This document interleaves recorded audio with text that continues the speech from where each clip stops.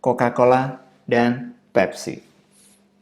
Ada sebuah eksperimen di mana dikumpulkan 100 orang untuk diajak bereksperimen mengenai Coca-Cola dan Pepsi.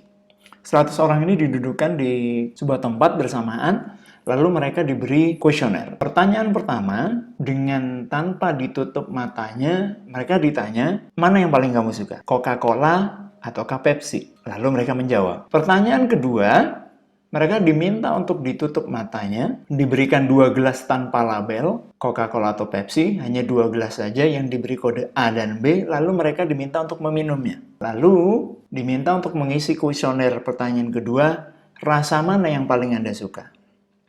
Setelah dilakukan 2 prosesi itu, hasilnya seperti ini. Kalau Anda lihat branding test di bawah, ketika pertanyaan pertama, produk mana yang paling Anda suka? 65% orang menyatakan, saya suka Coca-Cola dibandingkan dengan Pepsi. Namun, ketika dilakukan blind test, matanya ditutup, dengan orang yang sama, jawabannya bisa berbeda. 56% mengatakan menyukai rasa Pepsi ketika dilakukan tes tutup mata. Nah, di sini cukup jelas bahwa the power of brand itu sangat berpengaruh. Kenapa begitu? Kemampuan Coca-Cola menghabiskan dana berjuta-juta dolar hanya untuk mendoktrinasi, hanya untuk memberikan awareness, hanya untuk memberikan kesadaran bahwa Coca-Cola ada di mana-mana. Ketika kita minggir di kiri kanan, ketika kita mencari minuman dingin, showcase kotak pendingin Coca-Cola, bertuliskan Coca-Cola itu berserakan di kiri kanan jalan kita. Walaupun ketika kita buka isinya teh pucuk, Bicola, atau Pocari Sweat. Coca-Cola nggak ada di sana. Namun, brand Coca-Cola itu akan terus menempel di kepala kita. Ketika kita lihat kiri kanan, pasti ada warna merah-merah Coca-Cola, Coca-Cola, Coca-Cola. Sehingga, dengan mudahnya, brand Coca-Cola menjadi hal yang menempel di kepala kita. Pak, untuk bisa menciptakan brand yang baik, gimana caranya, Pak? Mulailah dengan nama. Beberapa perusahaan tenar dulunya menggunakan nama-nama Google, menggunakan nama Backrub, lalu diganti menjadi Google. Yahoo menggunakan nama Jerry's Guide to the World Wide Web, karena namanya terlalu ribet, diganti menjadi Yahoo. Breadstring, namanya dirubah menjadi Pepsi. Kenapa mereka harus berubah namanya? Karena mereka berpikir nama sangat berpengaruh dalam urusan branding. Kenapa sih harus diberi nama?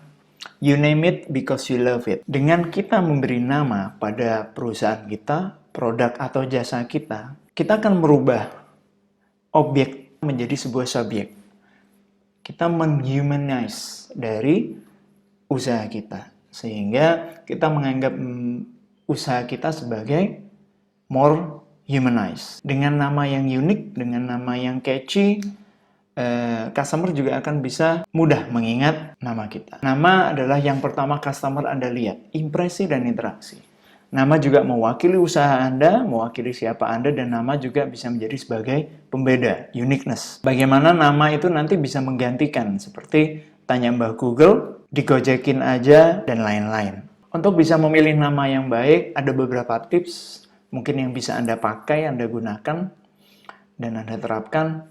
Gunakan nama yang unik dan tidak mudah dilupakan. Unik itu tidak cukup pasaran, ya. Jadi jangan menamai Anda, misal saya buka barbershop, Pak, tempat potong rambut namanya Budi. Budi cukup banyak, Pak. Cari yang nama yang unik dan tidak mudah dilupakan. Google, Yahoo, nama itu unik dan tidak mudah untuk dilupakan. Mudah menempel di kepala kita. Hindari penyebutan atau pelafalan yang berbeda. Terkadang dengan nama yang sama, tapi penyebutan atau pronunciation di tiap daerah bisa berbeda. Mungkin di sini misal namanya rokok LE, ada rokok LA, ada yang bilang itu rokok LA. Cukup membingungkan, bukan? Berikutnya, cari yang mudah diucapkan dan diingat. Jangan membuat lidah kita terlipat-lipat ketika menyebutkan produk tersebut. Cari yang gampang. Balik lagi, nama yang baik itu juga nama yang simple. Nggak usah terlalu panjang, nggak usah terlalu ribet, nggak usah terlalu aneh. Cari yang simple saja. Seperti Apple, itu sudah cukup simple sekali. Juga berikan nama yang tidak memberikan ambiguitas. Hal-hal yang berbau negatif, hal-hal yang berbau sara, hal-hal yang berbau misal ketidakbaikan, mungkin Anda bisa jauhkan. Nama juga bisa memberikan petunjuk tentang usaha Anda. Tokopedia, ada kata toko, ada Bukalapak, ada toko bagus, ada Raja Tiket. Nama itu sudah menunjukkan apa sih yang Anda tawarkan. Selain itu, pastikan nama itu juga tersedia. Bisa dalam bentuk domain atau sosial media. Anda nggak pingin kan membuat sosial media dengan judul Pangkas Rambut Budi 14. Kenapa begitu? Karena ada pangkas rambut Budi 1, 2, hingga 13. Berikutnya, nama yang baik juga bisa don't box yourself in. Jangan terlalu fokus dengan apa yang Anda tawarkan. Semisal, saya ambil contoh Amazon. Amazon di awal adalah sebuah bisnis online di mana dia menjual yang namanya buku, e-book. Namun, Jeff Bezos, pendirinya, paham bahwa nanti saya tidak hanya menjual buku. Itu kenapa dia memberikan nama Amazon. Ada kata A hingga Z di situ yang diberi garis di bawahnya, dan kata Amazon adalah hutan yang memiliki keanekaragaman terbesar. Sehingga nanti dia akan di Amazon dia declare bahwa semua ada. Don't box yourself in. Jangan fokus terpaku pada satu nama itu, usahakan nama itu bisa diaplikasikan ketika Anda ingin memperluas lini bisnis Anda. Kalau Anda ingat Gojek, Gojek tidak fokus pada Jack-nya, tapi dia fokus pada Go-nya. Di mana dia bisa memperluas Magic Go Massage, Go Send, Go Food, dan lain-lain. Dan cobakan nama-nama tersebut, nama-nama yang Anda pilih kepada beberapa orang. Tanyakan ke mereka, enak tidak di lidah? Mudah dikatakan atau tidak, apakah itu bisa mengartikan pada hal-hal tertentu?